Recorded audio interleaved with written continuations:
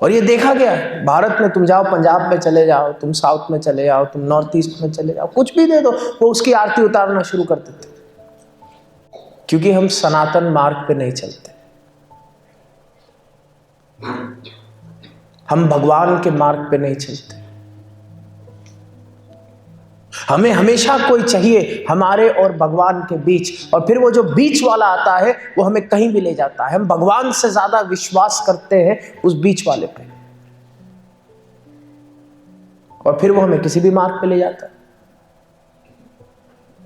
बल्कि बाकी किसी भी धर्म में आप देख लो, दुनिया के किसी भी कोने में देख लो, जो बीच वाला है वो ज्यादा हेर फेर नहीं कर सकता, क्योंकि अंत में लोग कहते हैं कि नहीं दी, हमारे भगवान ने तो हमारी किताब में ये लिखा है। पर भारत में कोई लिमिट नहीं है, कोई कुछ भी कर देगा, कोई कुछ भी बोल देगा और हम उसके पीछे चले जाएंगे। हम कभी रेफर ही नहीं करते, हम कभी चेक ही नहीं करते। कितनी बार तुमने सुना होगा इधर उधर की बातें, घर में 2 शिवलिंग नहीं होने चाहिए, वो सच हो जाती। लहसुन प्याज नहीं खाना, वो सच हो जाती। कोई भी कहानी कोई भी सुना देगा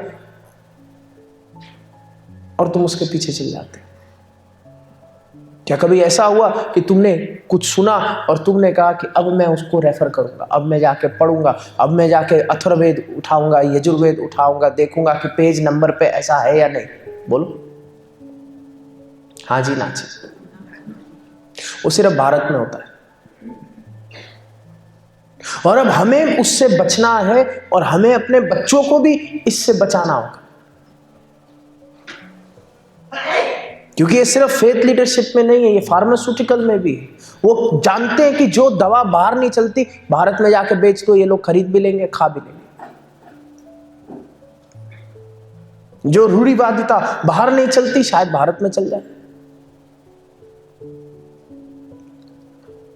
और हम तभी बचा सकते हैं अपने आप को और अपने बच्चों को अगर हम सनातन धर्म के मार्ग पे चलें।